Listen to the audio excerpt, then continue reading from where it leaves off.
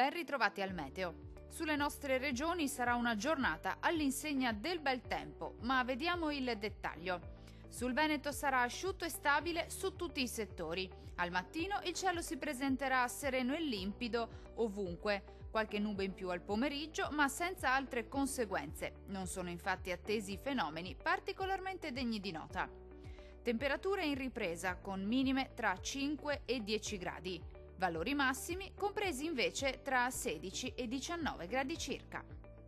Diamo ora uno sguardo al Friuli Venezia Giulia. Situazione molto simile, con il cielo che risulterà sgombro da nubi al mattino, al massimo con presenza di poche nubi a carattere sparso dal pomeriggio, ma il tempo si manterrà asciutto e stabile ovunque.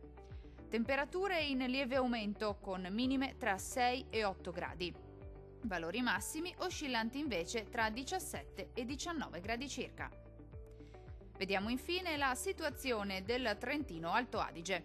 Non cambia di molto la previsione, molte nubi sui settori alpini di confine, specie al mattino, anche con isolati fenomeni associati. Maggiori spazi soleggiati invece nella seconda parte della giornata.